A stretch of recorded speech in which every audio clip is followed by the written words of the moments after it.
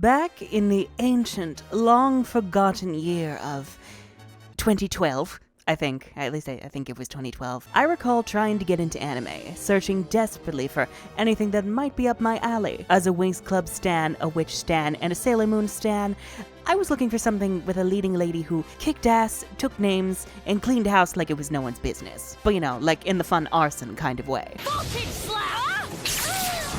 And lo and behold, as I scoured YouTube for recommendations, I came across a list by Anime America on their personal top 10 best English dubs.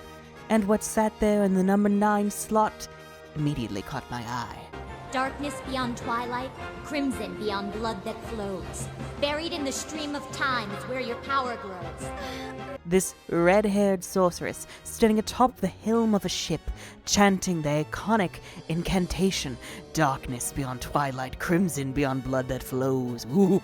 I pledge myself to conquer all the foes who stand before the mighty gift bestowed in my unworthy hand. And blasting this dragon with what looked akin to a goddamn nuclear warhead, but make it magical and also sparkly. I sat there in silence for a moment. And then I went, sign me the fuck up! Even better when I realized, wait, that's Lisa fucking Ortiz, aka Musa and Dicey, from the superior 4Kids dub of Winx Club. Yes, that's right, Winx Club girlies. You are kind of getting fed. Kind of, right now. You're good at trash talking. Why don't you show me what you got? I will. The entire Cloud Tower senior class is here, and I'm gonna make an example out of you. Dragon!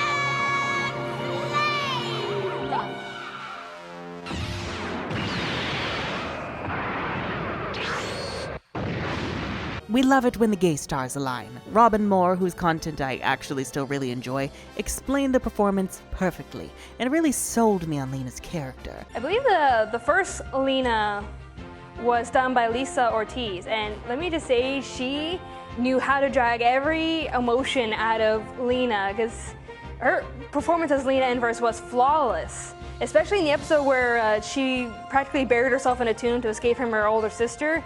And just that shriek of terror that you hear coming out of the tomb was amazing. Miss Lina, are you alright? Especially when she built a goddamn pyramid out of fear that her older sister would murder her to death. She's gonna kill me! Needless to say, this show's characters and iconography became one of my many high school hyperfixations, to the point it actually inspired a lot of details in the magic system in my own book. Which, I guess you could read, but I'm gonna be relaunching it soon anyway, so, do what you will. Buy your first editions now, I guess. But I was here for sorcerers who could fly, throw fireballs on a whim, and battle demon lords on the regular. Especially if those sorcerers were actually a sorceress with a very bad temper. Hey, Martina! Over here! Lina, you can't just save me!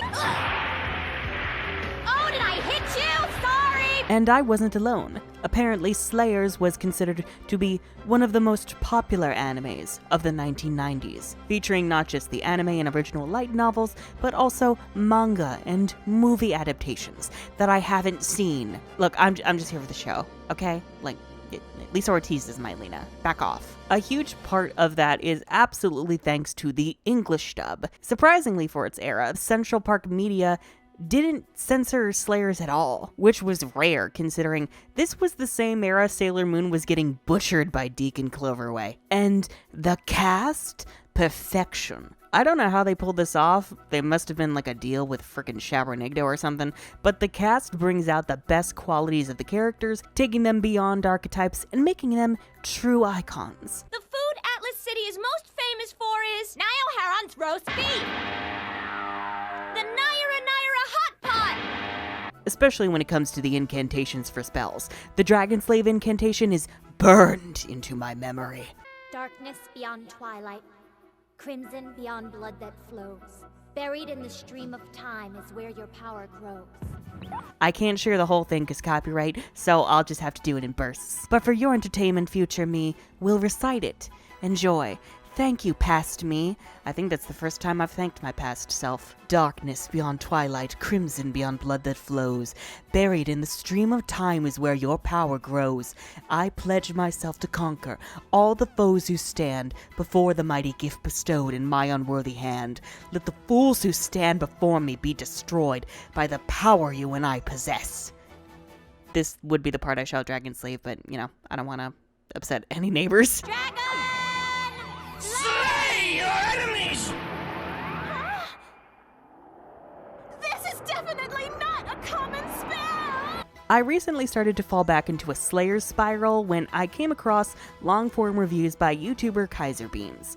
I highly recommend them as they've been fun to listen to while I run errands and such, but it's made me really appreciate the show again, and now I want to talk about why I came to love Slayers in the first place and how it shapes up now with my more complex and developed relationship with media. Long story short, it still slaps. And so today we're going to dive into why I love Slayers, why I think you should give it a try, and also delve into how the world and magic works, because I might as well get paid for my spiraling, okay? Expect me to dive into each season in depth at some point in the future, because I am a lunatic. For the time being, though, this shall be your Slayer's crash course. Before we begin, ciao! My name's Thomas, aka the Unicorn of War, and I'm an author and YouTuber who makes video essays and reviews that are far too fucking long about whatever media I enjoy. From Avatar to Winx Club to Fairy Tail and the Tales series, I try to share my personal takes on why certain elements of media resonate with me, why others don't, and some third thing that I was thinking about but it's not in the script, and I really wanted a third thing to sound rhetorically impressive, but I got nothing. How stupid are you? Anyhow, if any of that sounds interesting to you, then be sure to subscribe and ring that bell for notifications of new videos and community tab posts, because YouTube hates creators. You can also pledge your support for myself and the channel over on Patreon for extra rewards, including access to the private Union of War Discord server, early access videos and scripts, and exclusive Patreon content. I'm gonna catch the real pet napper, save those pets, prove my innocence, and make a buttload of money in the process. I'm guessing she really only cares about that last part. Yeah, the money. Mostly Sailor Moon stuff, because Toei will shoot me if I put it on YouTube. Now, without further ado, let the chaos commence. Let us venture into the golden sea of chaos and nightmares. Ooh, that was a good segue. Ooh, yeah. Slayers began not as a manga like many anime, but rather as a series of light novels by author Hajime Kanzaka, originally published as short stories in Dragon magazine way back in 1989. There's a Taylor Swift joke in here, I swear to God there is. Would Lina be a Swiftie? Ooh, drop your guesses on what every character's favorite Taylor Swift era would be. Anyhow, these short stories were eventually re-released as light novels proper by imprint Fujimi Fantasia Bumko. I have no idea how to pronounce that last word. If you have no clue what the hell a light novel is, like me, it's a type of novel in Japan marketed towards teens and young adults. They usually have around 50,000 words, making them a tad longer than the average Western novella, with some illustrations thrown in here and there. The novels follow infamous teenage sorceress Lina in verse, as well as her brainless bodyguard and master swordsman Gauri Gabriev. Together they wander the world in search of money. The merchant in me would never allow me to just give it away. And also food.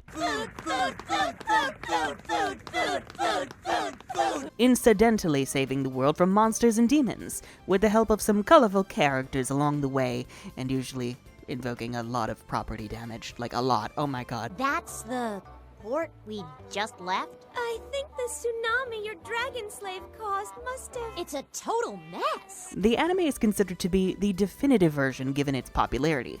Produced in 1995 by TV Tokyo and its subsidiary Softx, each season adapts several of Kanzaka's light novels, with every season featuring its own self-contained story.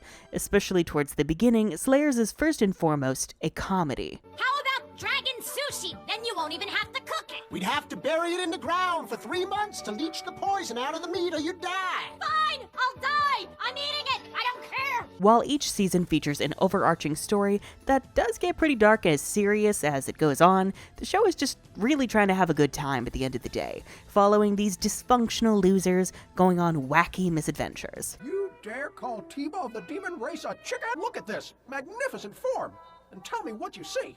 A chicken. A chicken. Yeah, a chicken from every angle.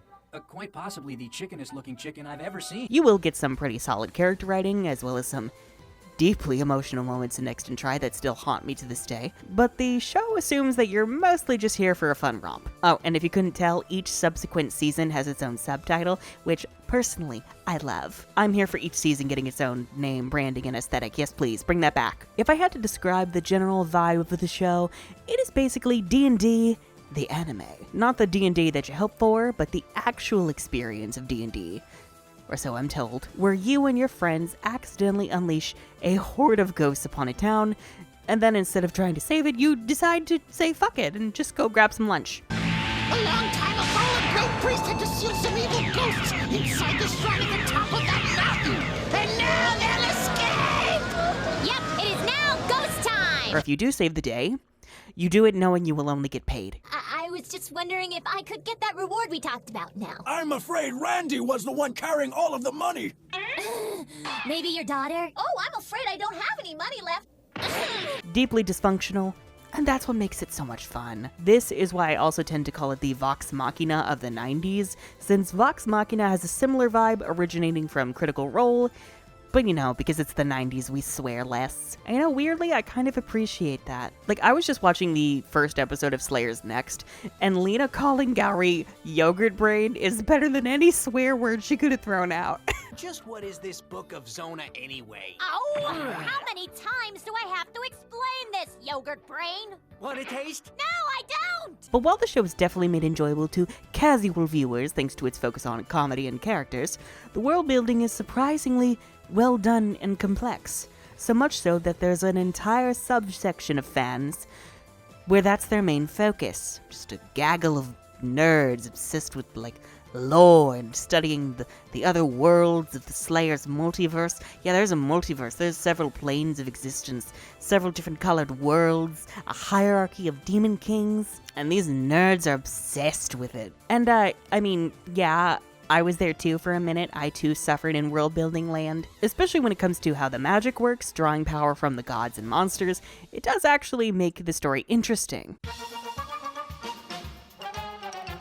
Lina Inverse is one of my favorite characters in any piece of media. She is a hot-headed, sharp-tongued sorceress who excels in black magic and is incredibly fierce, materialistic, gluttonous, and mean. Well, I think my ass, it's just another dead end! Despite her magical prowess, she doesn't do things because they're the right thing to do. Fuck the right thing. Rather, she does them because money. The price for it is 12 million!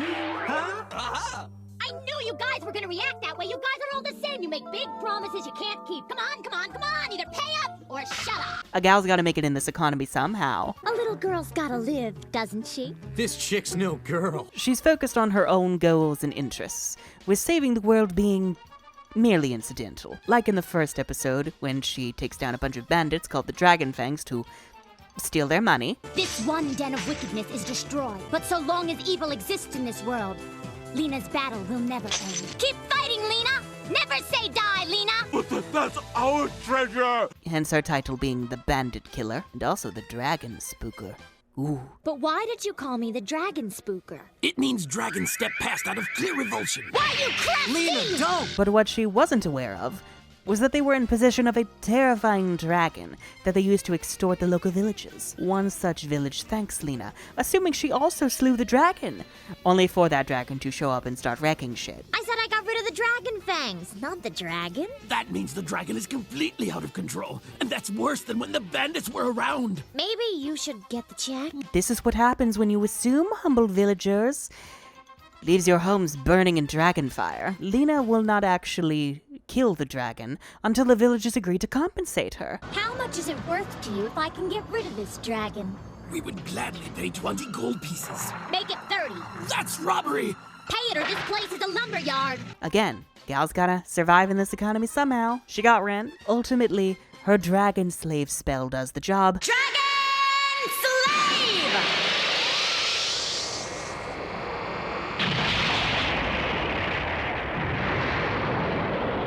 only to leave the village a crater. Can I have the money for saving the village? Saving the village?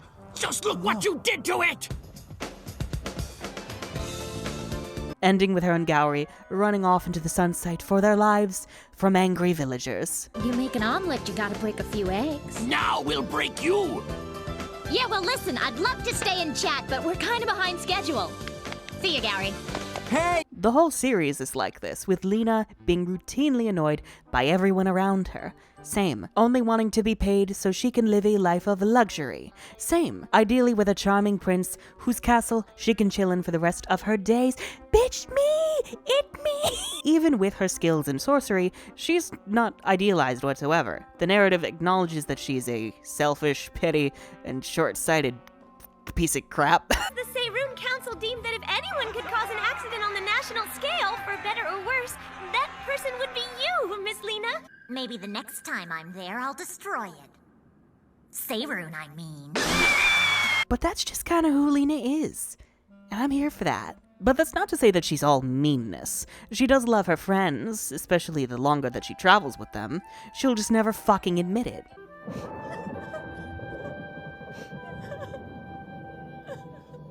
But not in the cold tsundere way, but more so the, duh, is it not clear from how I haven't fucking killed you yet how much you mean to me?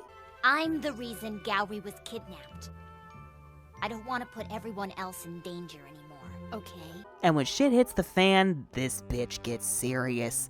Urza Scarlet levels of serious. Power that can smash even the souls of the gods. Run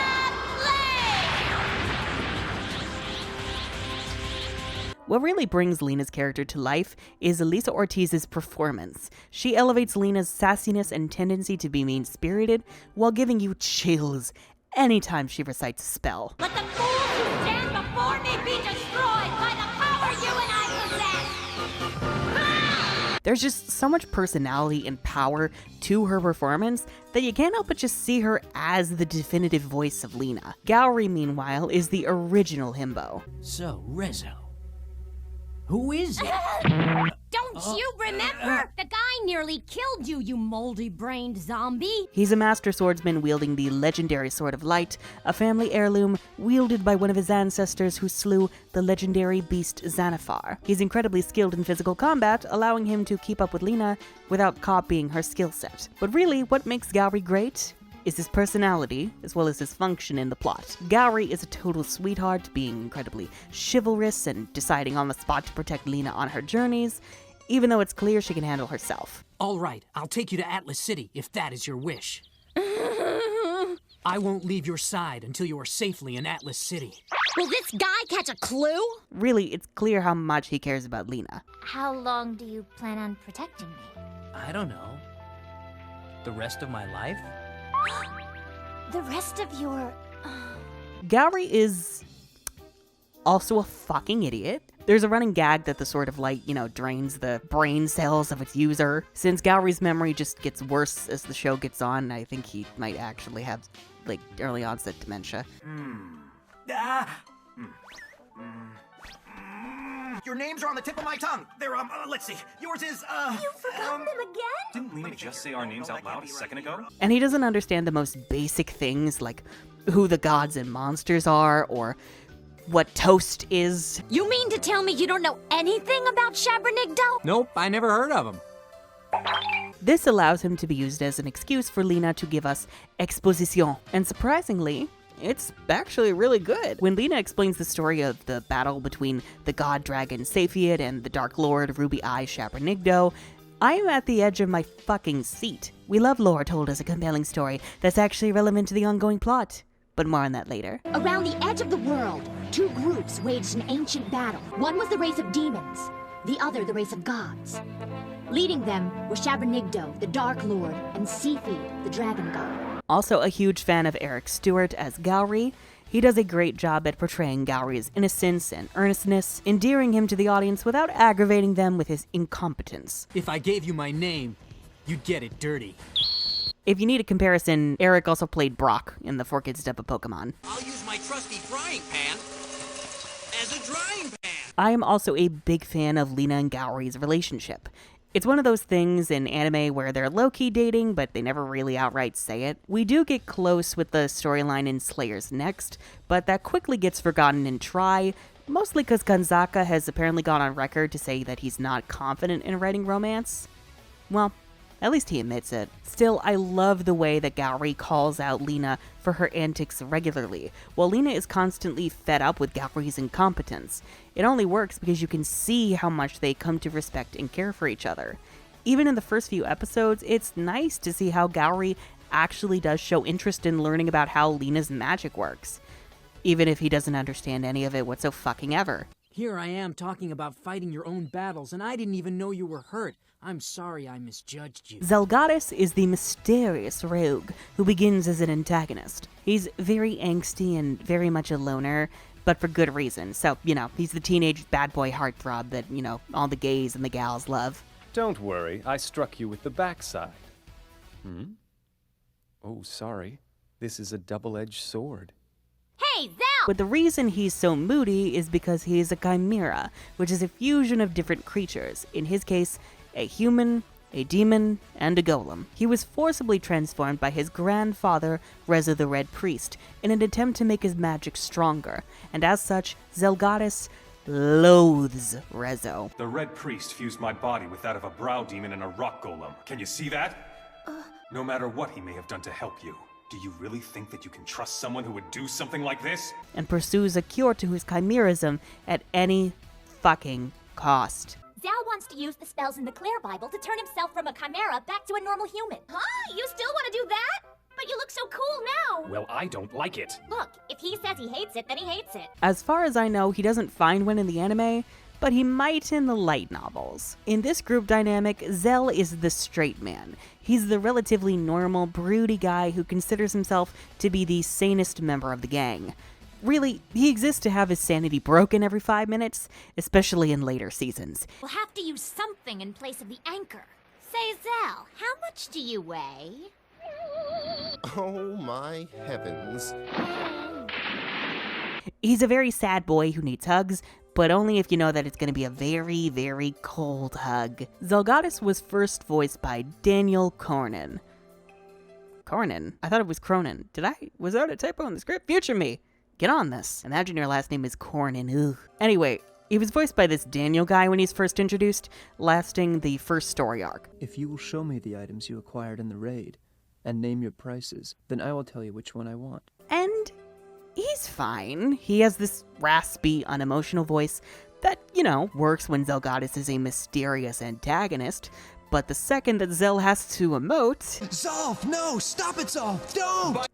It falls flat, very fucking flat. Thankfully, Crispin Freeman was recast to Zell when he returns, and Crispin does a much better job at capturing Zell's broody, guarded vibe while highlighting the sorrow underneath. I just ask that you stay out of my way. Please understand. I'm risking everything to find the Claire Bible. Though there are some moments where I'm rewatching where he has a tendency to be melodramatic and overact, I can't tell if those are intentional or those are just weird direction, because dubbing was so much more difficult back then. We will take our revenge! We can't let them have that tablet! Although it is kind of funny. Maybe when Zell is trying to be really emotional, he actually doesn't give a shit, and he's just pretending. It's like when someone goes, "No, wait, stop, come back." My god, it's the Giga Slave! I don't know, it would fit him. And last in our holy quartet is Amelia Will Tesla Seirun, Princess of Seirun, and justice-seeking fanatic. Not only do you wish to take over the world, you want to sacrifice it to a monster? Your father may forgive you, but Amelia will not! Her entire gag is obsessing over punishing evildoers, with her comically announcing herself as a champion of justice in every fucking scene she's in. I don't know who you really are, but my righteous blood is boiling! Your evil shall be! Shut up and stay out of this! And I already climbed up here! Surprisingly, I didn't hate Jodie Baker as Amelia in her first 3 episodes, but she did quickly get on my nerves, oh my god. Villains who hold no mercy for the weak! Heaven will hold none for you! Veronica Taylor is a much better fit for her. Veronica, Ash Ketchum. Amelia is kind of annoying at first, but I think when she starts becoming an actual character, especially in Slayers Next, she really starts to grow on you. I guess Seirun sailors aren't that tough, are they? Well, I am. I'll take command. All hands, take your positions. Plus, she does provide a nice contrast with Lina and Gowry, being fixed on moral purity and virtue to a cataclysmic fault. Some other important characters I love include Zelos, a rogue priest who actually turns out to be a high-level member of the monster race. Who are you? I am Zelos, mysterious priest. Essentially, he's a trickster demon who occasionally works with the protagonists, but only when their goals align with his own cryptic agenda. Otherwise, he'll openly fawn at the idea of violently killing all 4 of them for funsies. I gladly kill Lina in person with my own hands. But aren't you supposed to be Miss Lina's friend? No, I simply travel with Miss Lina's party, because their objectives often overlap with my own. Then there's Sylphiel, a shrine maiden who occasionally joins the group and is madly in love with Gowry. I'm so happy to see you again. Aren't you, Sylphiel, I'm a maiden at the shrine. I enjoy her when she's around, but she's not really as interesting or engaging as the other characters, which is probably why she's not really a constant presence like the main 4. Also, her original voice is, not good. Oh no! The evil Xanathar is going to be reborn! She sounds like she's sleep-talking. She just doesn't sound like she cares at all about her performance, which makes any scene that she's in accidentally hilarious. Oh no! Sylphiel! Father, my father! No! Philia joins the group during Slayer's Try, and she is absolutely one of my favorites. Then that tail I saw was real! Yes, it was real. You see, I'm still not used to taking human form, and occasionally my tail shows. She's actually a golden dragon, and a priestess of the Fire Dragon King, who is tasked with convincing Lina to follow a prophecy to save the world. She's literally just trying to do her godly duties and having nervous breakdowns because Lina and the others are gonna drive her up the fucking wall. The ones who have to follow the prophecy are you people. I can think of myself once in a while, can't I? Philly is not a straight man like Zell, but rather someone who thinks she's a straight man, only to lose her mind as she hyperfixates on jars. They're all rare beauties I've dreamed of owning. No wonder he wants us to be careful. I have to price these all out. There's also this dark storyline where she learns that her people are basically the Fire Nation of all the dragon races, and it's some of the most fucked shit I've ever witnessed. You who carry the blood of the golden dragons. You who became murderers in the name of the gods. Murderers? And then she tells her bigoted, self-aggrandizing boss to go fuck himself. It's great, 11 out of 10. And any interaction between her and Zelos, it's everything. It's everything, bitch. Oh my god. Zelos! Come back here!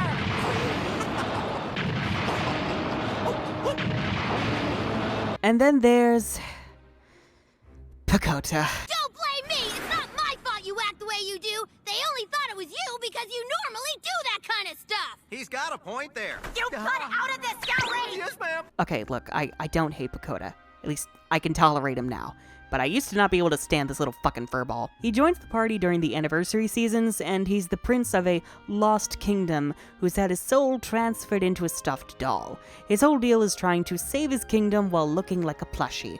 Good luck with that, kid. Really, what sold me on Pakota with my rewatches is realizing he's basically Lina's bratty little brother. Since when are you one of my friends? If giving you to the old guy gets him off my back, so be it. Oh, I see. So this is how Lina Inverse earned her reputation. Seeing these two bicker and insult each other, only to eventually come to respect each other, really warms my corrupted little heart. Especially given Pakota's black magic is about on par with Lina's, to the point that they can both cast 10 dragon slaves in a row without dying. Dragon slave!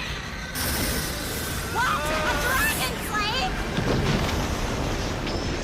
You know, so long as they both eat at a goddamn banquet afterwards. There's plenty of other characters to love, especially when it comes to villains of the monster race, but we'll talk about them more when we get to the world building. Suffice to say, you're gonna love the cast of this show, no questions asked. They're all relatable, dysfunctional, all around dumpster fires, and I love them all with all of my heart. If anything were to happen to them, I would do things I'm not allowed to talk about on YouTube. God, I miss physical cell animation. There's just something so charming about the colors and lighting in classic Slayers, that even with its lower budget, it completely pulls you into its fantastical world in only the way that animation can, especially when it comes to the magic.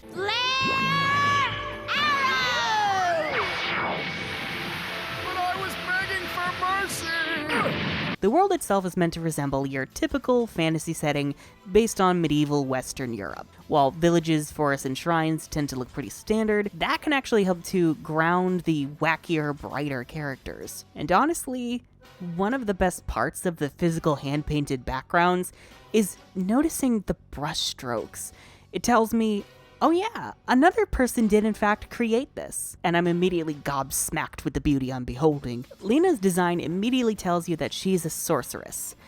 Unless you're Gowry. What did you expect me to do? Hit you over the head with a lightning bolt? Didn't the outfit give you a clue? Oh, I thought it was some kind of school uniform. What kind of school kid wears this? I bet you never even went to school. You've got the usual signs with the flowing black cape, the clonky chonky shoulder pads, the gems all across the outfit, and the wizard socks. Ew! Thankfully those got replaced by, the fashionable white boots next season. Thanks, Cepheid. I don't know why, but the 90s and early 2000s were just obsessed with red-haired protagonists.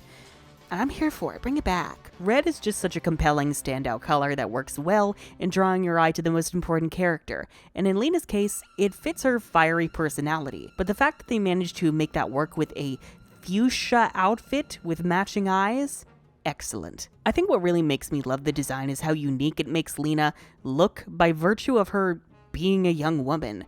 By throwing these heavy, chonky elements that you would expect on an older male sorcerer onto her, she immediately grabs your attention because she stands out in her genre. Also, the yellow top and shorts over top the outfit combined with the headband just scream 80s and 90s to me. I'm not sure why exactly, but they feel unashamedly cheesy and colorful to me, and it makes me miss an era of design where we didn't feel the need to remove colorful trunks to make a design feel more serious. Is this a dig at DC trying to remove Superman's red trunks? Maybe, it might be, it is that, yes. Gowry has a much simpler design, with his signature color being blue, which goes well with his blonde hair, but also pairs well with Lina's pinks and reds, and the yellow connects them. But seriously, blue and yellow were just fucking made for each other. I adore Gowry's long flowing hair and bangs. Seeing his hair swish around with his sword, it's always satisfying. When it comes to magic, the classic seasons nailed how to animate their spells. Seeing the way that Lina moves her hands in such a meticulous, calculated way whenever she is casting makes it feel like she's actually taking raw magical energy and handcrafting it into whatever spell she's trying to pull off. Especially when it comes to the Dragon Slave in Next and Try, I love the way that it turns the atmosphere red, and how it gives you a few seconds to just watch the energy gather in her hands in slow motion before it fires off, destroying whatever lies in its path. And surprisingly, the arrow spells in particular look so much better in Classic, because they're actual longbows with arrows. Just look at how Flare Arrow is pulled off here.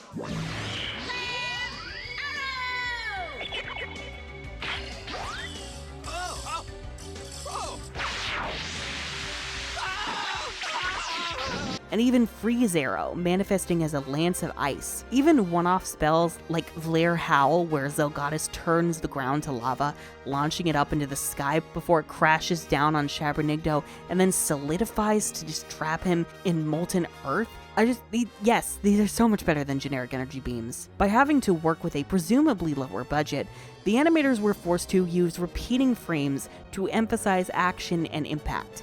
And it works so damn well even now. The animation has so much personality that makes it utterly timeless. And when it comes to conveying character in comedy, the show excels here too. It's not afraid to deform the characters to add to the zany, whimsical vibes, really selling you on the fact that these are flawed characters going through the ringer and they're gonna fight each other for it.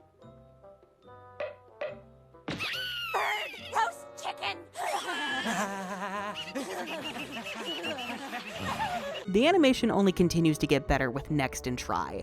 Try specifically has some gorgeous shots that as Kaiser Beam points out, have a bloom on them that look like they're from camera exposure, which would no doubt be difficult to pull off with physical animation cells, but they did it because they were wizards. Revolution and Evolution R, the anniversary seasons that came out in, I believe, around 2008, they look great, but the digital animation just doesn't have the same charm to me as the original hand-drawn animation. I think for me, while I appreciate how colorful and vibrant these seasons are, the colors are just too perfect. The natural variation that you get from physically painting cells just looks so much more soulful and beautifully imperfect. And also, the magic is just not the same. Spells feel like the generic energy beams that I bemoaned before, with way less focus on dynamic gestures while casting them. The new Dragon Slave is fine and all, but it has nothing on the ones from Next and Try.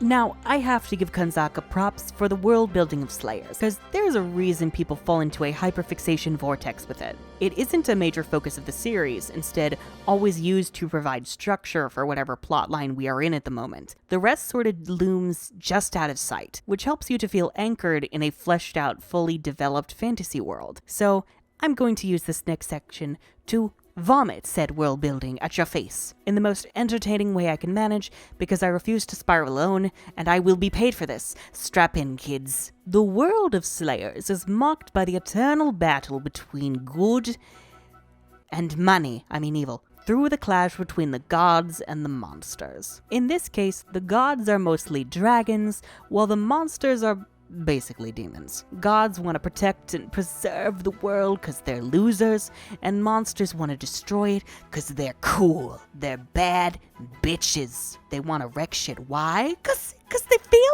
like it. Because it's cool. Because it keeps shit interesting. Okay? Because you were home. Simple, effective, and immediately creates engaging conflict that you can easily build upon. And they did. They did build, yes. They built a lot, yes. At the dawn of the world, the leaders of the gods and monsters fought an epic battle at its center. On the side of the gods was the red dragon Saphiad, and for the monsters it was Ruby Eye Shapernicto. Because their powers were equal, one could not destroy the other. This is some Zoroastrian shit here. Instead of killing each other, Shapernicto's soul was split into 7 shards, destined to reincarnate through human souls across the world and cause a lot of fucking problems. It's me. Hi, I'm the problem, it's me.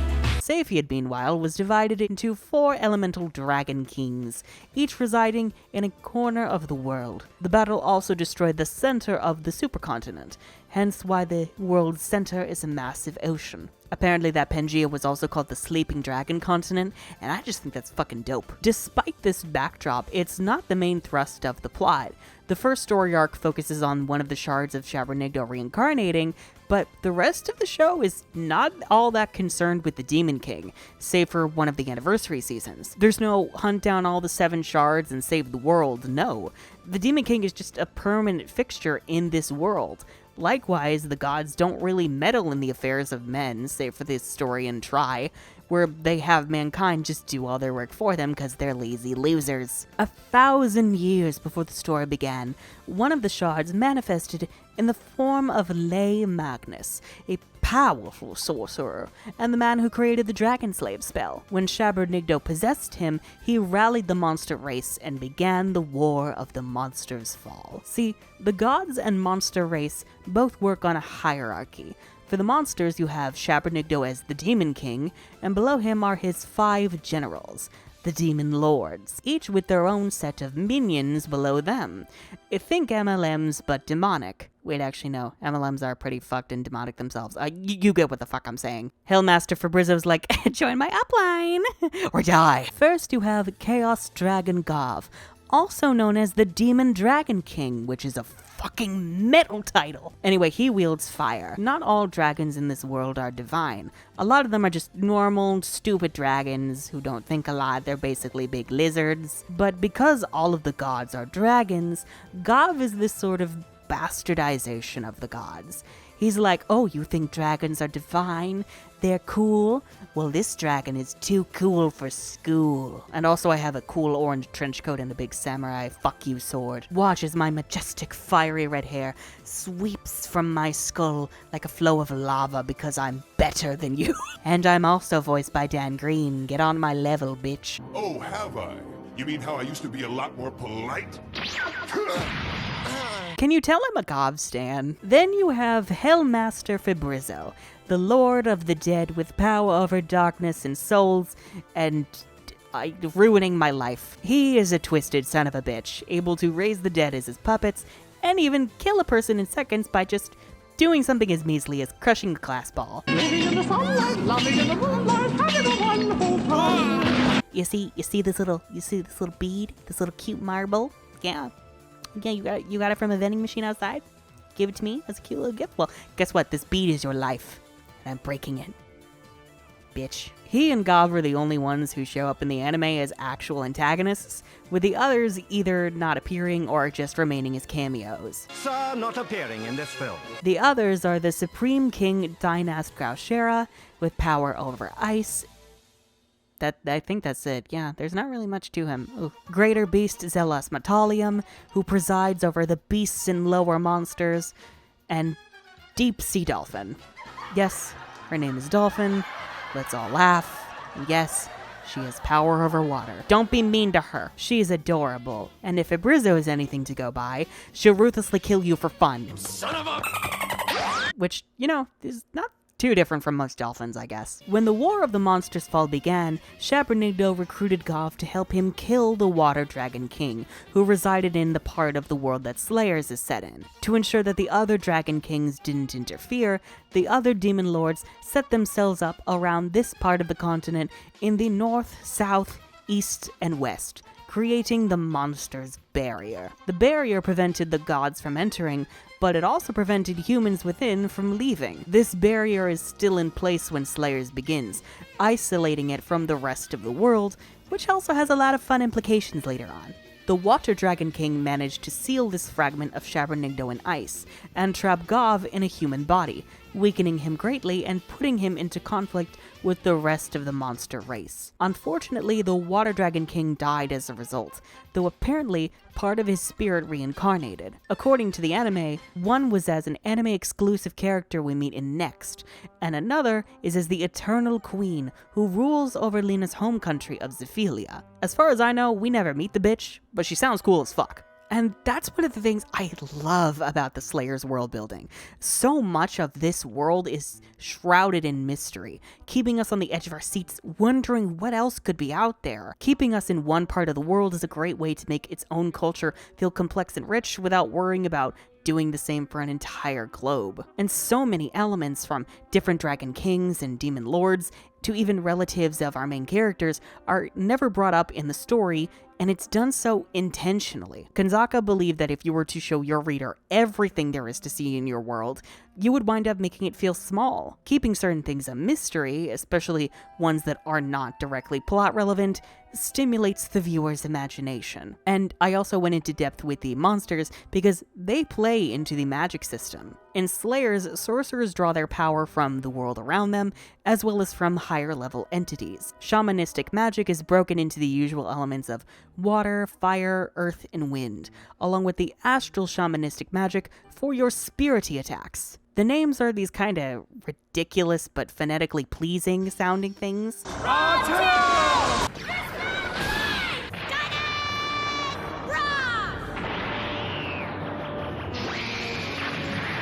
They just have a certain sonic punch to them that I can't explain. DM Wing, Mega Brand, Raw Tilt, Vruvramer. My food! Dill Brand! Whenever you hear the characters yell at the spell names, you can't help but feel their impact. Then you've got white magic, which is reserved for healing and purification, and black magic, which is used for offense, and draws its power from the monster race. Certain spells will source their power from specific Dark Lords, like Gov Flare getting its power from the Demon Dragon King himself.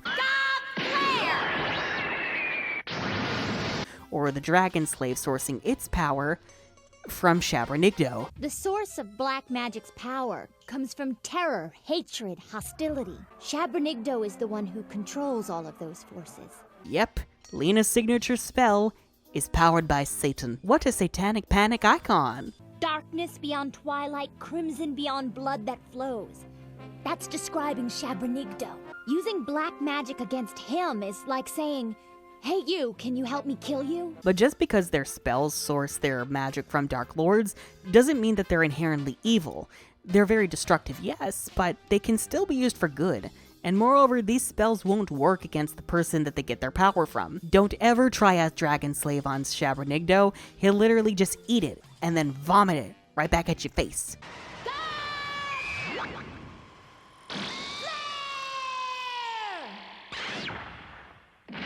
12 seconds later. Yours, I believe.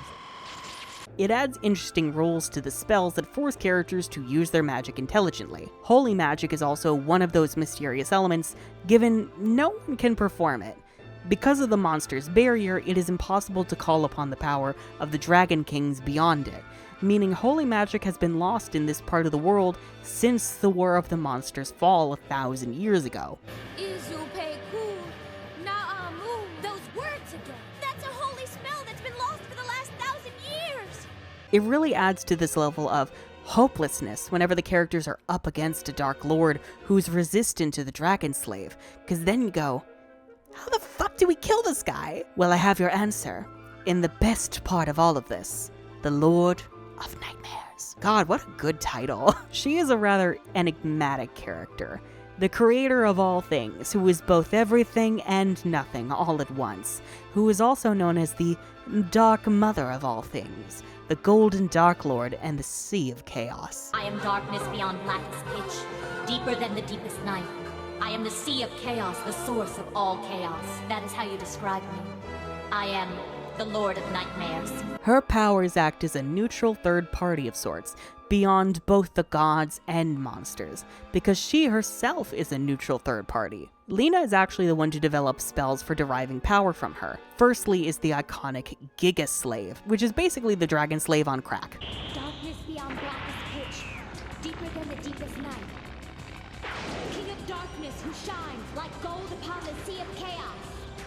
The Giga Slave boils down to a black hole with the power to eradicate a Demon King entirely. However, you can't just use it whenever you want.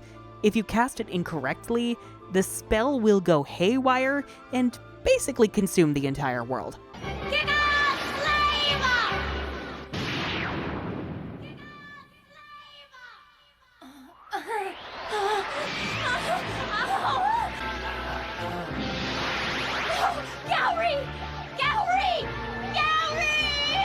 The whole world will end thing is kind of a false sense of tension because 9 times out of 10, you're not really gonna end the world, and savvy viewers understand that, but it's still a great spectacle to behold, and winds up being a great source of drama in Slayer's Next when an enemy tries to force Lina into casting the Giga Slave in the hopes that it will go wrong. And really, she only successfully pulls off the spell twice in the entire series, and one of those, it was incomplete.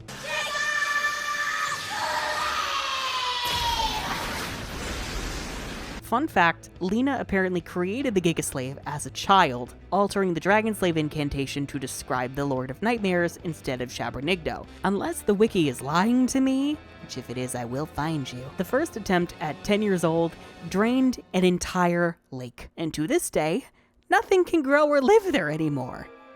Wild shit. Then you have my personal favorite, the Ragnablade. The sword of darkness which can cut down the gods themselves! You're in. It is this huge sword or lance made of purple and black lightning, with the power to, in Lina's words, cut down the gods themselves. It's a rather short range spell, and it can't quite kill a Dark Lord or Demon King like the Giga Slave, but it's still an incredibly impressive spell. What makes all of this work for me is the fact that the world building is always being used as a tool to make the story more interesting. It isn't world building just for the sake of world building. what we do directly learn about always informs the direction of the plot and explains the conflicts and dynamics between the characters, with just enough on the edge to make you wonder about the rest of the world and maybe want to tell your own stories in that world. Now, I'm gonna try to summarize each season of Slayers for your convenience, but in no way are these in-depth reviews of each season. I will get to those at some point, but I'm gonna give you the spark notes of what goes down and what parts I enjoy about them. If you want in-depth reviews and you can't wait for me, I, again, recommend Kaiser Beam's videos. They're great. Yeah, go watch those. So the first season is Slayers Classic, as it's usually called. And its job is just to introduce you to the world and the characters. You start out meeting Lina when she meets Gowry. That's the whole first episode, is them meeting and beginning their wacky adventures. As long as you're all right. Huh?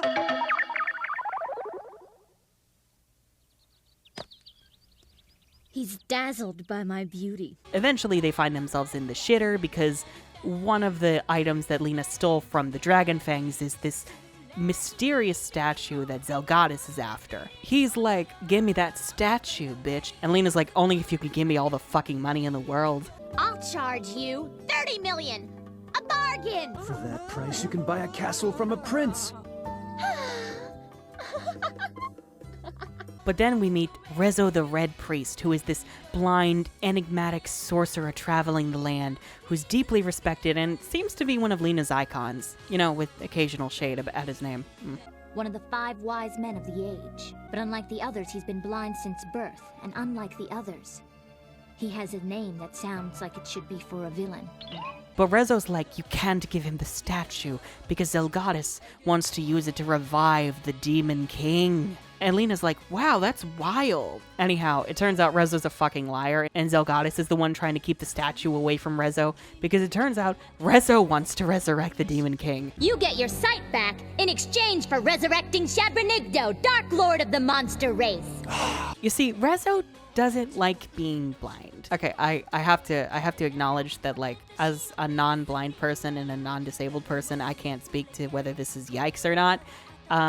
So I'm going to leave that to the comments, but we're just going to talk about what the plot is. So Rezo thinks that the only way to cure his blindness, because he's tried and failed over the years a lot, is to resurrect the Demon King, and the Demon King will restore his sight, and if the world goes up in flames, fuck them, I get to watch it happen. But it turns out this is all a ruse on the part of the monster race, tricking Rezo. Because as it turns out, the reason that Rezo has never been able to see is because, get this, one of the shards of Shabranigdo was in him, in his eyes. This tower isn't where Shabranigdo is sealed at all. This is only the place for the ceremony.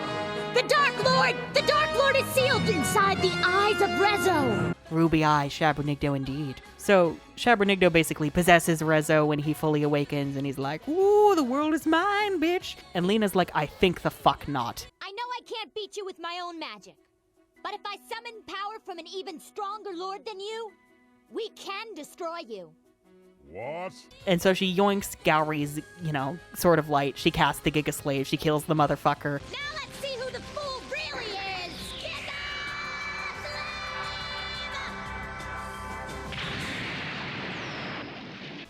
is. It's very out of nowhere because she doesn't mention the Lord of Nightmares before this happens. But, I can forgive it. It's the first 10 episodes of the first season. Oh, yeah, I forgot. She kills Satan in episode 10 of a 26-episode season. This is wild. I hear you asking, but wait. But if you kill the Demon King in, the first part of your season, and it's not even the finale, isn't that anticlimactic? No, it's not. Well, the real reason this happens is because I'm pretty sure that they were adapting specific light novels, and this is how the light novel went. The rest of the season does involve Rezo indirectly, but it's a clone. Yeah, there's cloning, bitch. You can make copies of people. So if someone really wanted to, they could make 100 copies of you, Lina? Exactly. Oh, the horror. It could mean the end of the world.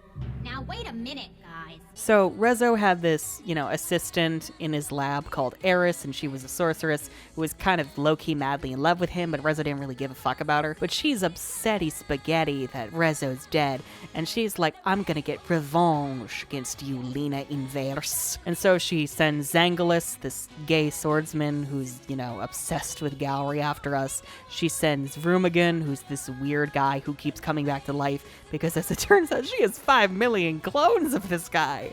Yikes. And she has Copy Rezo, but it turns out Copy Rezo has bigger ambitions than helping her get her revenge.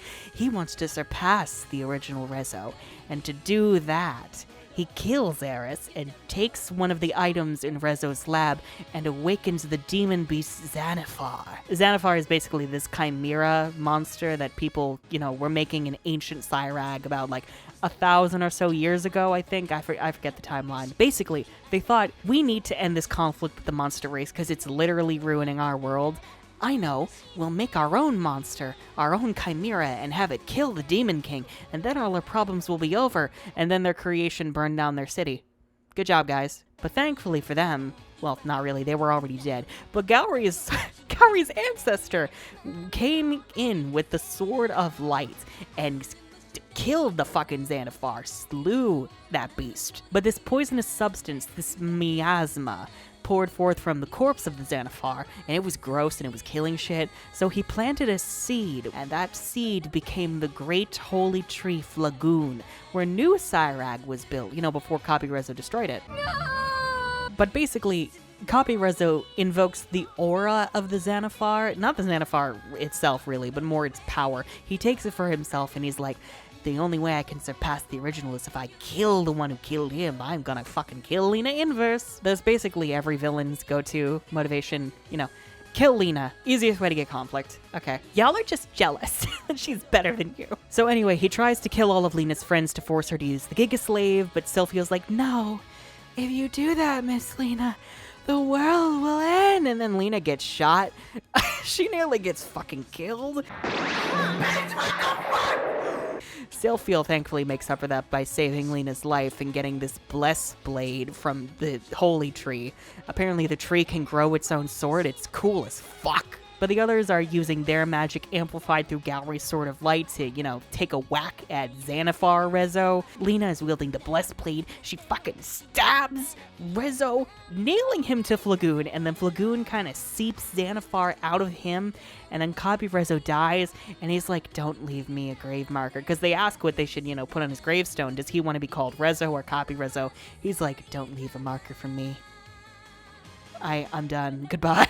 Goodbye, everyone. And that's the first season of Slayers, and it's so good. It's kind of messy in terms of structure because it kind of feels like the first arc with, Rezo proper and Shabranigno is very disconnected from the Copy Rezo plot. But, they're both enjoyable in their own rights. I really love them. Some highlight episodes include the little string of filler arcs while the gang is on their way to Cyrag, which involves them doing a play on how Lina is the devil. Because, at that point, they're wanted criminals, because Eris has put a bounty on them. The fiendish Lina Inverse, possessing evil powers, had thrown the peace of the world into chaos. When a hero for peace and righteousness stood up to defeat her evil, go, brave hero, smite the evil Lina with the hammer of justice!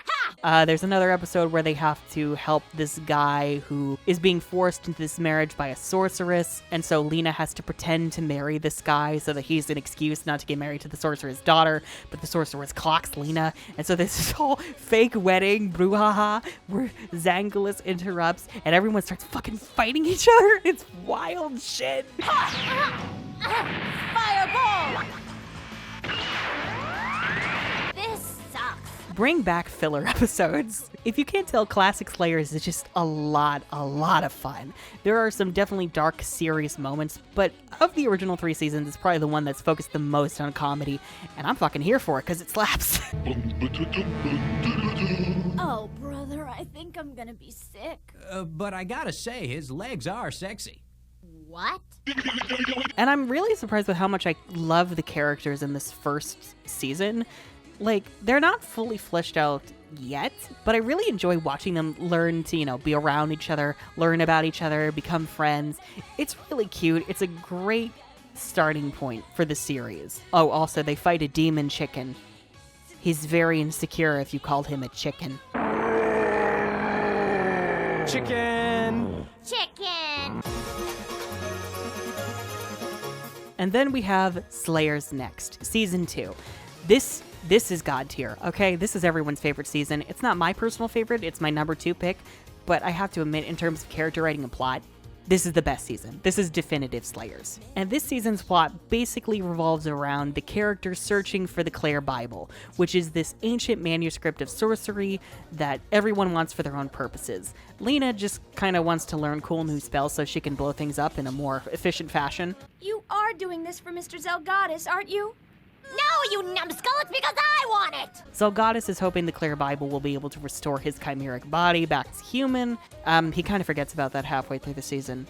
But it's wild because in the search for the Clare Bible, they get involved in this plot by the monster race, where there's this war going on between the forces of the demon dragon king Gov and the Hellmaster Fabrizzo. And basically, Gov is trying to take over the world, as one does. Because I'm turning against Shabernigdo and trying to take over the monster race.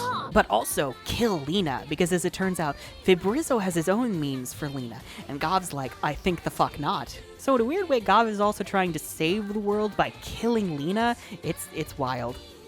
So long as Lina is knowingly helping Hellmaster's plans, which are the source of chaos in this world, your good friend is a villain. Huh? And as her allies, you must be villains as well. So Gov is like sending monsters to infiltrate Atlas City, which is this big city where like the Sorcerer's Guild is. He's also trying to infiltrate Sevrun, which is Amelia's home city, which involves a whole plot to assassinate her father, Crown Prince Filionel. It's some good shit. This is also where we meet Zelos, who's this rogue priest. They don't know he's a monster for most of the season, but Lina has a pretty solid idea. And so Lina basically learns about the truth about Gov and the monster race's agenda to destroy the world. And she learns about the true natures of the Gigaslave and the Lord of Nightmare. She learns the Ragnablade. And while she's doing all this, she's also growing a lot closer to her friends. This is really when you start believing that they're this little cute found family, that they really do love each other, especially Lina and Gowry. There are moments where Gowry's like, you know, I think I can just protect you for the rest of my life, and we can just go on adventures together and be cute and whatever. And Lina's like, why is my heart fluttering? Why are you so pretty, Gowry? How dare you be so pretty? This season is really all about Lina being pushed to her absolute fucking limits, because as it turns out, Hellmaster Fabrizzo wants her to cast the Gigaslave, and he wants to interrupt her while she does the spell so that the spell will go wild and destroy the world, as is the monster race's goal. So he kills Gov and kidnaps Gowry and uses him as bait. But it gets worse, because when they meet up in like the ruins of Cyrag, which was destroyed last season by Copyrezzo, Fabrizzo used his power as the Lord of the Underworld, the Hellmaster, to revive the city of Cyrag. He's basically brought all of its people back, including Sylphiel's, deceased father, as basically zombie puppets, just to fuck with them. The truth is, neither I nor any of the people in this city are alive. Lord Fabrizzo has used his powers to restore Cyrag. It has now become a city of people granted temporary life. Oh, also, he killed the holy tree. It's not really ever talked about, but Fabrizzo, you killed the tree? Fuck you. But it gets so much worse because, Fabrizzo starts killing off Lina's friends one by one to force her to use the Gigaslave. It's one of the most heartbreaking, fucked up, terrifying scenes ever, because, there's really no other option but to do it, because the Dragon Slave can't kill him, the Ragnablade can't kill him, only the Gigaslave has a chance at it, but that's exactly what he wants.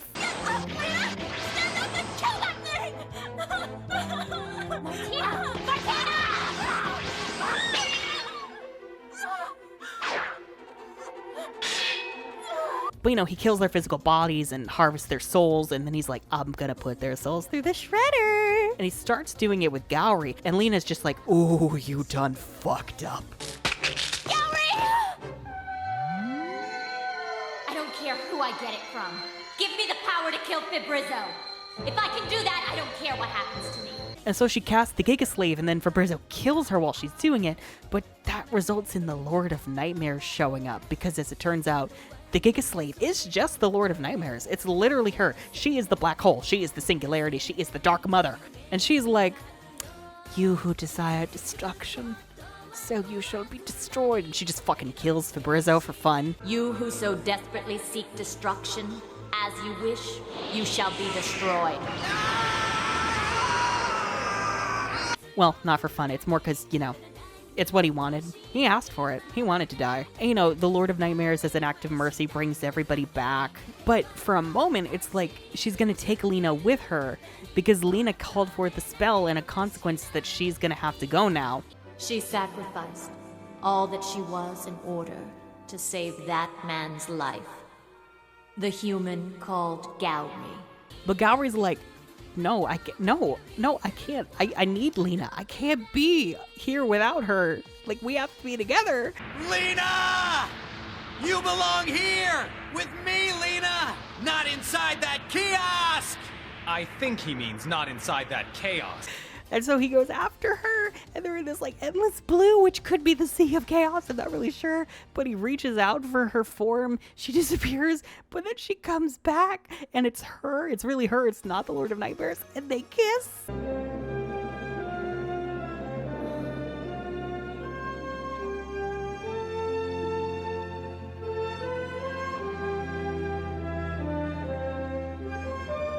Of course, they forget about it the moment they come back, you know, to their regular world. We have to return to the status quo. But it's just so cute. I love it so much. Ah! What am I doing? What do you think you're doing? Get off of me! Is really just this beautiful, heartbreaking story where the characters are really pushed to their limits. You think they're going to lose it all. And then in the end, like, you're just so happy that, like, everyone's okay and they get to go back to their lives. Even like the theme song of the season, Give a Reason, which by the way, the song slap.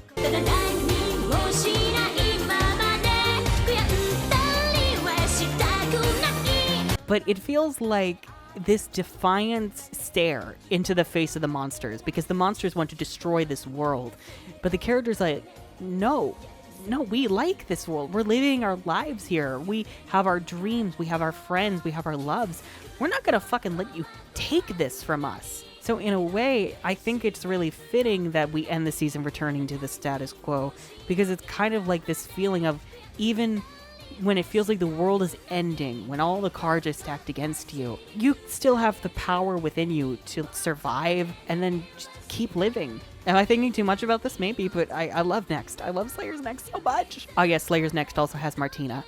I fucking love Martina. Take over the world? Exactly. And then we'll sacrifice the world to the monster Zomo Gustar. Actually, I just want to use the army to take over the world. She is this lunatic who is obsessed with killing Lina, and she is the most incompetent bitch I've seen in my life, and I stan her. Literally, the girl is like, I will own the world. I will conquer the world for evil. And I will do so with this dark lord that I made up, Zomo Gustar. The bitch literally invented her own dark lord. Zomo Gustar is a name I made up myself. Like I care! Inventive. Creative. Queen. Slayer's Next is just so good with all of its arcs sewn together so well. The character writing is at its best. This is the Sly 2 Band of Thieves of anime. And like Sly Cooper girlies, you know what I'm talking about. I see you. By the way, tell me if I should make Sly Cooper content. But Slayer's Next is that girl. She's not my personal favorite, but I stan her. I salute her. She is queen. She is queen. Now, Slayer's Try is kind of the most controversial season of the original 3. You know, this is the season that a lot of fans really don't like because it's really somber and dark compared to the others. There's still comedy present, but it's a lot less prominent than it used to be. Slayer's Try is very experimental. It's all about big themes and big scope. And the character writing and the comedy kind of suffer in that regard for it. And not to mention, it's also an original story. It's not adapted from a light novel. But they did bring Kanzaka on board to create this story. And for what it's worth, Slayer's Try is my favorite.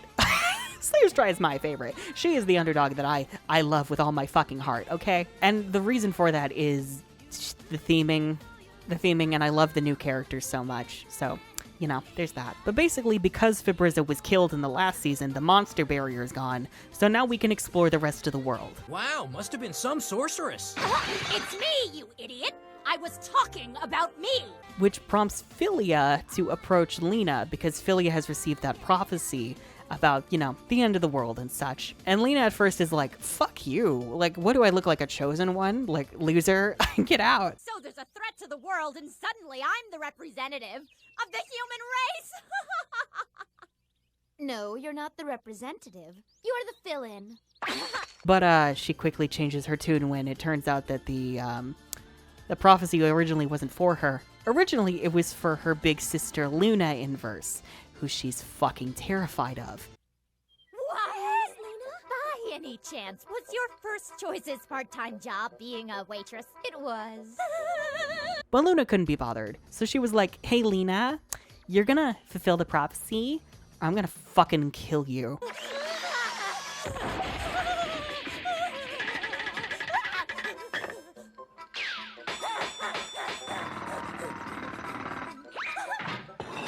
And Lena's like, okay, don't hurt me, please. Please, no more snails. No more snails. Don't ask. So the gang goes on their adventure through the outer world with Philia, and they meet up with Zelos. And as it turns out, we have more problems on the horizon. You mean the legend of my beauty and my power has spread all the way out to this world? How charming. Tell me, how was a weak little witch like you able to defeat someone as powerful as the Demon Dragon King? Demon Dragon King? Our main villain of the season is Valgov. He's this fusion of a dragon, specifically an ancient dragon, and a monster. He served under Lord Gov, you know, hence the end of his name being Gov, you know, Valgov. It's very cute. He's pissed that Gov is dead, and he blames Lina for it because conflict. And so he's out to get us. And he's working under this guy named Almace, who's this weird alien dude, and he has his own weapon of light, and he's after Galry's sword of light. Oh, also Valgov works with a little fox man named Gillis. I love Gillis so much. He has this Cockney accent, and he makes bombs and deadly machinery. All right. Cat food. He's one of the best parts of this fucking season. But they make their way to the Temple of the Fire Dragon King, where we learn that Almace is trying to take the Sword of Light and also find the other 4 weapons of light in order to summon the Dark Lord of another world to our world. What I desire is to summon the Dark Lord Darkstar to this world. Darkstar! Okay, so basically in Slayers, the universe of Slayers, there are 4 known worlds, and they're designated by color. Slayers is set in the red world, and the world we're talking about is the overworld, which is also known as the Black World. Basically Slayers, but make it sci-fi. There's a spin-off called Lost Universe that's set in there. You don't need to know anything about it to understand Tri, thank God. And no one cares about Lost Universe. So, anyway. Darkstar, the Dark Lord of the Overworld, equal in power to the Dark Lord Shabranigdo of this world. The gods and the monsters of the Black World basically realized that their struggle was eternal, that no one was ever going to win, so they decided to just give up.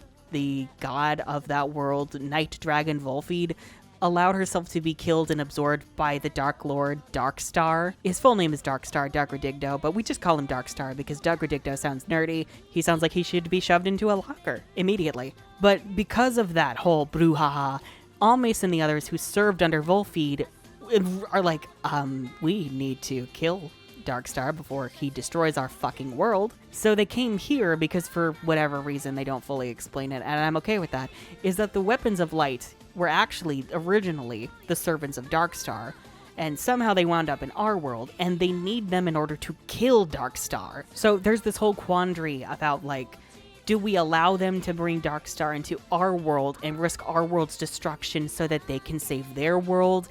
Even like Almace's partners, Aerologos and Sirius, are debating on whether or not to actually finish the job and kill Darkstar, or just to dump Darkstar in our world and then close the door behind them when they go home. Even if we do not destroy Darkstar, if we summon him to this world and then close the gateway, we will have accomplished our objective. You're nothing but a disgrace to the gods. Disgrace. I call it being realistic. Because, who cares if our neighbors get killed if we're safe? Tri has this beautiful theme going on with duality, the coexistence between opposing forces, how they don't necessarily have to be antagonistic with each other. They can coexist. They can be with one another. It's a maturation of the whole conflict going on between the gods and the monsters. Why is it that they fight in the first place? Do they even have to fight? What happens if we try to find a third way? But ultimately it ends with Valgov, becoming part of Darkstar because they both want to destroy the world. Because, okay, this part of the story is very fucked up, so brace yourselves. Basically, Valgov is an ancient dragon, as I mentioned, and he's not very fond of golden dragons, and there's a good reason for that. You see, in the War of the Monsters Fall, the ancient dragons had one of the weapons of light, and the golden dragons were like, we need that so we can kill the monsters. But the ancient dragons were like, no, this weapon is too dangerous for anyone to have. We're not going to give it to you. And so the golden dragons decided to slaughter them all to try and take it. It didn't work. But, they did the thing. Valgov was the only survivor, and that's how God found him and, made him be reborn as a monster. And ever since, Valgov's just hated the world for what happened to him and his people. There's this deep pain and sorrow and loneliness to his character that makes him arguably the most sympathetic villain in the whole series. I love Valgov and all his complexity, and at times I'm kind of rooting for him to destroy the world because this place is awful. And Philia has to reckon with the awful thing that her people did. She's realizing, just because we're gods and we serve under a dragon king, that doesn't mean we're inherently good people. The gods are fully capable of doing monstrous things. And in the end, Lina and the others use this fusion magic, which is combined of holy and demonic magic, in order to not kill Valgov and Darkstar, but to have them be reborn. So basically Darkstar and Volfeed are reborn in their own world, and the overworlders can go back to their world and rebuild it. But Valgov is also reborn, and he gets a fresh start. He gets to just try again in life, and it makes me so happy. It's Valgov. This isn't an ending, this is your beginning. Tri is just a really beautiful season to me, and I love the themes going on in it. The main issue with Tri is that the pacing is a bit weird. For a while, characters are just kind of wandering around looking for something to do. The filler episodes in the middle are just god-awful. Genuinely some of the worst shit I've ever seen in my life. Except for the Ghost Ship episode, that one can stay. And some of the Alice in Wonderland episode. The Gowry and Amelia episodes belong in the garbage, though. And also, Lina and the others just kind of feel slapped on to this season. They don't really have a lot going on personally. They're just kind of here for the ride, and at this point, you're wondering why they're even there. It feels like there's nothing really for them to do anymore, which kind of works with this being the last season, thank God. But I love Philia. I love her relationships with the characters, especially Lina and Zelos. I love Valgov. I love Gillis. I love Darkstar. So there's enough good for me to call it my favorite season. I can understand why a lot of people don't personally like it, but I will defend it to my death. And then you have Revolution R, which is one season that's basically split into two, with the first half being Revolution and the second half being Evolution R.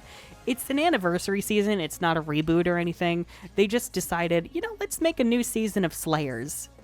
Why not? And they don't really explore anything new from what I understand. They do take some elements from the light novels, I'm pretty sure. But mostly it's meant to call back to the original 3 seasons. Specifically that first season with Shabranigdo and Rezo. The storyline is basically that Lina is being framed for the destruction of magic tanks of this kingdom called Ruvengard because they're being destroyed by dragon slaves, and they're like, it's probably Lina inverse, because also she sucks. But it turns out it's actually Bakoda doing it, and the reason he's doing it is because those tanks were stolen from his kingdom, Tafarashia. Tafarashia fell a long time ago from this mysterious plague, and the kingdom was sealed away by a spell, but this Marquess of the Ruvengard kingdom, Gioconda, and her associates have been breaking into Tafarashia to steal their tanks. And so we have to help Bakoda to make sure this stops.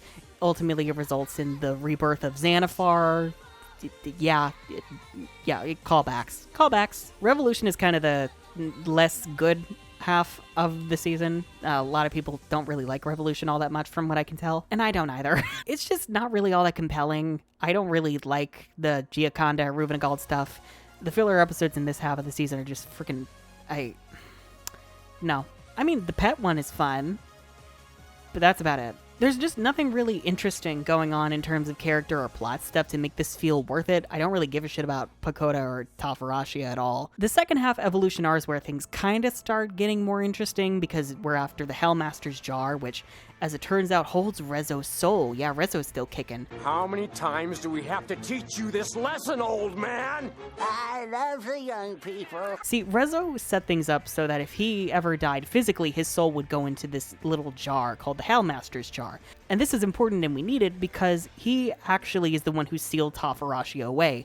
He's the reason all the citizens are asleep. He's the one who put Pagoda into the little doll thing. And so we gotta find him so we can awaken the people of Tafarashia. And you know, shenanigans ensue with the jar. We have to deal with this assassin, Zuma, who actually has a pretty interesting, like, little 3-arc story going on. I actually really like that part of Evolution R. And also we meet Ozil, who is this doll created by Rezo, and she protects the jar. She's this artificial thing who's trying to learn what it is to be human, and I really love her. Though she got robbed. Oh, I fucking hate how her story ends. But it turns out that Rezo actually created the plague that Tafarashia was dealing with in the first place because he's a sick fuck. He was basically hoping that he could, you know, make the kingdom sick and then put its people to sleep while looking like a great sage, and then put himself, his soul, into another body so that he could use that to see. He didn't realize that he couldn't see because, you know, Demon King was like chomping on his soul. Not his body, his soul. And as it turns out, the Demon King also kind of hitched a ride into the Hellmaster's Jar. Oops. So the finale is actually this very spectacular grand battle with the ghost of the Demon King and revived Tafarashia. And it's fucking great. It's great. This is exactly what I would expect from like the culmination of an anniversary season where Lina gets to cast like 10 dragon slaves and a perfected Giga slave. It's great shit. I love it.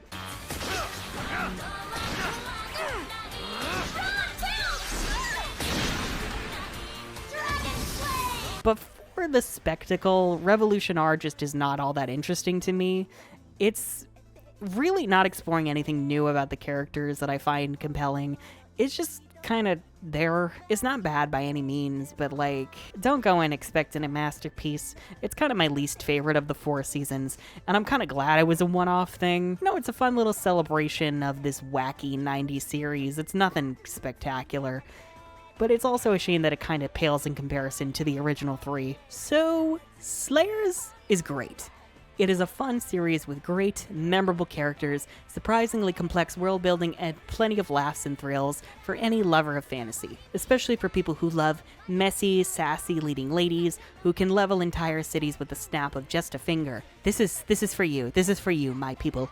Funimation is apparently on its deathbed and about to be consumed by Crunchyroll because monopolies, so odds are it'll probably be available there once Funny's gone. In any case, I highly recommend it, especially dubbed. Anyhow, if you enjoyed this video and would like to see more content like this from me, then be sure to subscribe and ring that bell for notifications because YouTube hates creators. And also please consider supporting myself and the channel over on Patreon. I'm Unicorn of War, and any town subject to the Dragon Slave is surely gonna wind up a shit show.